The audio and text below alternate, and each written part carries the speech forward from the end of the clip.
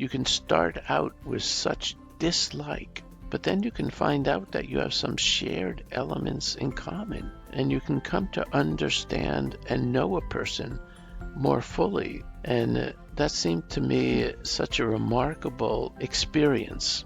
Hey, it's Julie. Welcome to Uncomfy, a show about sticking with moments that challenge us. And you're probably thinking, why would anyone choose to be uncomfortable? We're wired to avoid discomfort. But I know from personal experience, and you probably do too, that sometimes a little discomfort has benefits if we can manage to stay open and curious about it. And that is what we're here to explore. So let's get uncomfy. Have you ever bailed on a meeting or a party because you knew someone you really, really did not like was going to be there? Well, I want you to meet Mark Rosenberg. The story he's about to tell is part of a longer saga we covered last week on my other podcast, Top of Mind. But this one piece of the puzzle is so perfectly uncomfy and so improbable that we're going to explore it a little bit more here today. So the first thing you need to know is this. I was furious at this man. How could he have the nerve to do this in public? How could he live with himself taking this position? I thought we were enemies, mortal enemies. He's talking about the late Congressman Jay Dickey, Republican from Arkansas. Their feud started in the 1990s. Mark Rosenberg at the time was head of a branch at the Centers for Disease Control that was just starting to fund research to look at rising rates of gun violence and what could be done to prevent those deaths. It was Rosenberg's whole life's work. And Congressman Jay Dickey was a huge duck hunter and lifelong NRA member. So he was leading the charge to stop Rosenberg and ban the CDC from funding gun violence research. If you've heard of the Dickey Amendment, that's Jay Dickey. So this all came to a head at a congressional budget hearing in the spring of 1996. Jay Dickey went for the jugular. Rosenberg was humiliated. Things were not looking good for the CDC's gun violence research efforts. And I just thought, how could there be such an evil man who would stop our efforts to save lives? So you walk away from that meeting, and what are you thinking then about what comes next? I was thinking, how do we go on from here? Mm-hmm. How do we pick up the pieces and continue? And I'd been told by my bosses at CDC, they said, Rosenberg, don't you ever talk to that congressman again. It'll be like throwing a match on gasoline. They said, don't do that. Do you understand? And I said, yes, I get it. I understand. But then after a couple of weeks, CDC got a request from Jay Dickey's staffer. And he said, we want to go over the data that Dr. Rosenberg presented at the congressional hearing. And so the bosses at CDC said, okay, you can go and talk to the legislative assistant about the data, but do not talk to the congressman. You get it? Yes, sir. You really understand? Yes, sir. So I went up and I met the staffer and we had a really good conversation. I am biased to appreciate people who want to understand the science, who want to understand the data, who want to look at that. And so I thought, this is good. Let's actually go through it. He wants to understand the problem. We're both trying to understand the problem. And we actually had a very good talk. It was very good. And at the end of an hour, we were ready to leave. And he said to me, oh, by the way, the congressman is in his office and he wants to say hello to you. And I gulped. I said to myself, oh, this is really bad. This is terrible. If I go in and talk to him, I'll get fired. If I don't talk to him, I'll make it worse. He'll get more angry because I'll be rude. What should I do? And I decided the best thing would be to say hello, but don't say anything more than that. Just go in and say hello. So I bit my tongue and I went in and said hello. And I noticed on his wall that instead of the usual testimonials to how great he was, he had pictures of his family, pictures of his kids. And we started talking about his kids and his family. And then he asked me about my kids and my family. And we actually spent a fair amount of time just talking about our kids. And we found out that some of our kids, one of each of us, had a kid with similar problems, similar issues. And it was a good feeling to have that shared. And the next thing I knew, he had invited my son to come visit Congress and go on a tour and meet with him in his office. Not only my son, but his whole class. And I was touched by that act of kindness and caring. And then he asked me, could I help his daughter who had just moved to Atlanta? Could I help her get a job? And I did. And then he asked me some other things. He did other things for me, and we started to talk. And we actually started to get to know each other this way. You were different, right? Describe for me some of the ways in which you were really quite an odd The two couple. of us, oh Yeah, yeah. my gosh, were we different. Jay was from a very, very small rural town in Arkansas, Pine Bluff, Arkansas, which most people have never heard of, much less been to.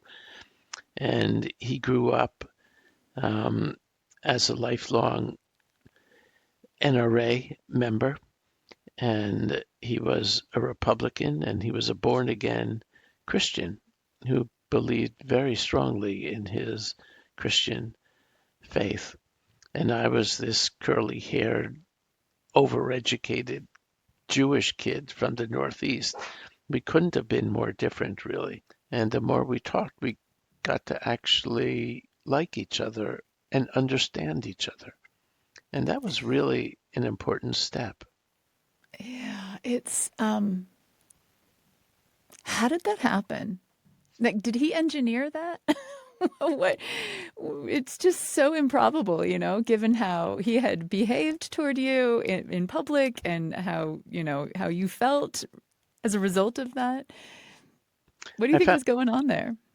I found out later that Jay did arrange that because he said when he meets someone with whom he disagrees strongly, he wants to talk to that person to find out why they disagree. He wants to talk to that person more than he wants to talk to the average person, not less. So he wanted to understand where I was coming from and what I was thinking about. But it evolved very naturally. But what was striking to me is that you can start out with such dislike, really strong dislike from a person, but then you can find out that you have some shared elements in common, values, children, some of your experiences that are shared, some of your views that are shared. And you can come to understand and know a person more fully than initial exposure would allow. And that seemed to me such a remarkable experience. I'd like to settle on the evolution of your friendship for just a moment, if I can ask a few more questions. Sure. So initially, you have this warm encounter, surprising, in his office a couple of weeks after that hearing. He offers to take your kid's class on this tour, and then he calls in a favor, and you help his daughter get a job in Atlanta. And this is playing out over the course of a year, a couple of years. I mean, are you like frequently calling one another, or sort of what was the nature of that? Just sort of, initially it was kind of just professional courtesy kinds of things. Just kind of paint that picture for me a little bit more of how that friendship came about. I think those first steps happened in the first year. And um, there were more things. I mean, we got closer, we talked more. And at first, our conversations weren't around guns. Um, Why were you going to see him in that way? Were you hoping to bring up guns at some point with him, change his mind? I liked him. I liked him a lot. And it grew on me. And I think Jay was a very kind, caring person, deeply committed. to his family and his children and to children in general. And I appreciated that. And we could be honest with each other. But I think there was a genuine sense of caring about each other that grew, and it continued to grow. And once we could trust each other, we could learn from each other. And I think Jay learned about the public health approach and how science and understanding could help solve problems. And he was really impressed by the potential of science to help us. And Jay taught me a very important lesson. He said, Mark, you've got to realize that people have been told that you were out to take away all their guns, and that that's the end result of the work you're doing, is that they will all lose their guns. And he said, Mark, you've got to understand what a threat it is, even if it's not true. They are told that you're threatening them. So every time you talk about guns, you have to start, not end up, but start by letting them know that you're not out to take their guns and that you're not interested in infringing on the rights of law-abiding gun owners. You've got to start with that. And that was a really, really important lesson for me. And I think learning about the potential of science to solve problems was an important step for Jay. And you started to do that then? That changed your approach? Absolutely. Absolutely. And I still think it's such an important thing of what we do. We live in such polarized, hyper-polarized times that people don't want to even listen to what the other side is saying. People who advocate for gun rights think that the enemy is the group of people advocating for gun control. And it goes both ways. People who advocate for gun safety often see the people on the other side as their enemy. The NRA and all the members of the NRA and gun owners, they see as the enemy. And it is such a destructive, counterproductive, serious mistake. People on both sides forget that the real problem is that our kids are being killed. Guns are now the leading cause of death for young people from 1 to 19. The leading cause of death. It's a horrendous problem. Our children are killed at school. Our husbands, our fathers, our wives, our daughters are killed at school or at churches or at shopping malls or at work. That's the problem. We're losing people that we love, and if we can see what the problem is and put aside some of our distrust of the people we're talking to, we can start to make progress. And so Jay and I got together and we wrote an op-ed, and we said if we do research, if we continue to do the research, we can find solutions to this problem. And that's what Jay Dickey lamented. Like he had Yes. wanted to maintain the research. Is that what you're saying? He had always wanted to see the research happen?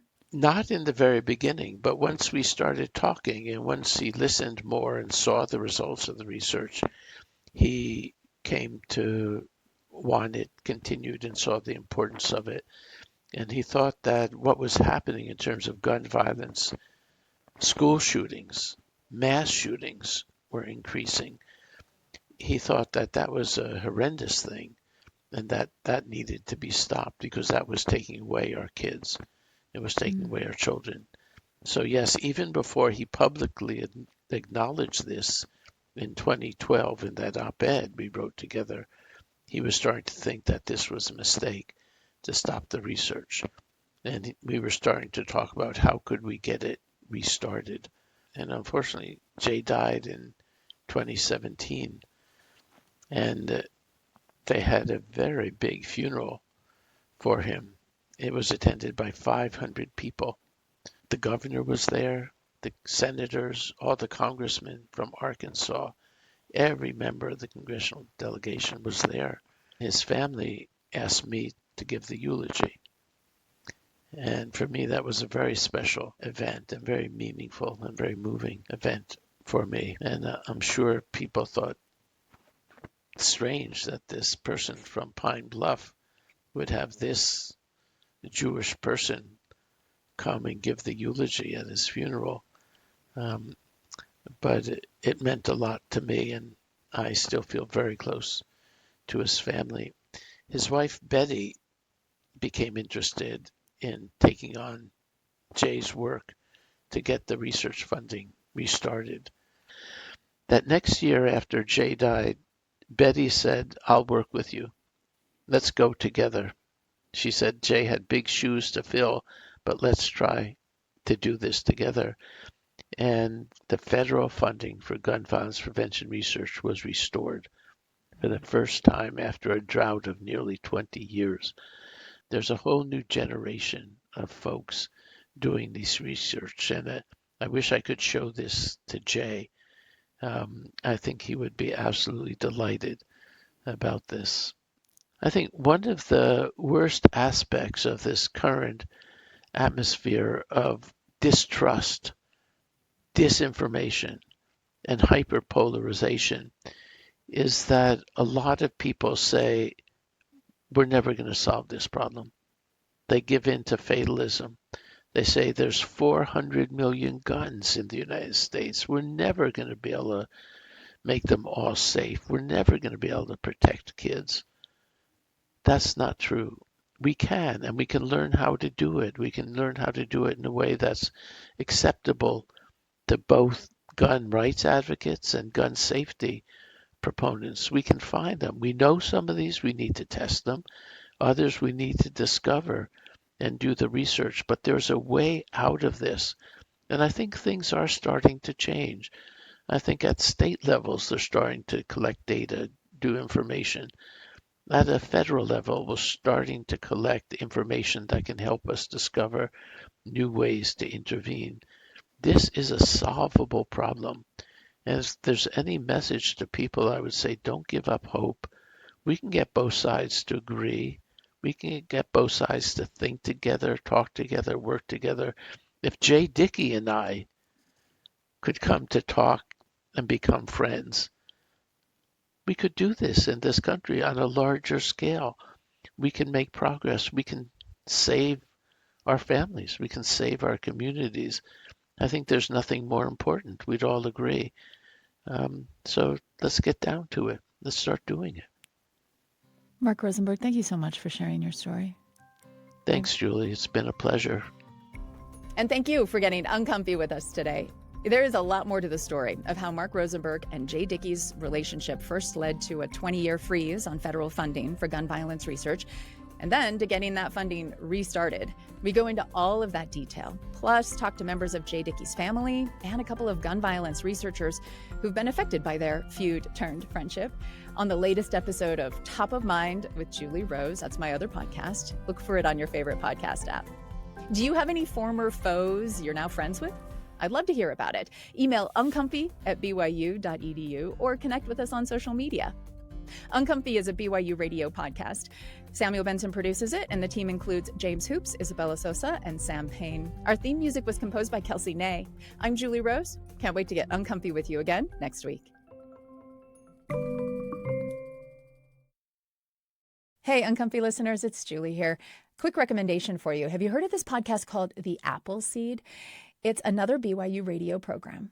And this show is all about stories, folk tales, fairy tales, personal anecdotes, family tales. Whether you're on a road trip or you're just looking to wind down at bedtime or keep the kids occupied, the Apple Seed is perfect for the whole family. My favorite are the family tales. We've all got these stories in our families that we tell and pass down from kids to the grandkids to the great-grandkids. I love those stories. And the best part about the Apple Seed is that the stories you hear might actually inspire your family to start sharing more of those tales with one another. So give the Apple Seed a listen. You can find it anywhere you get podcasts.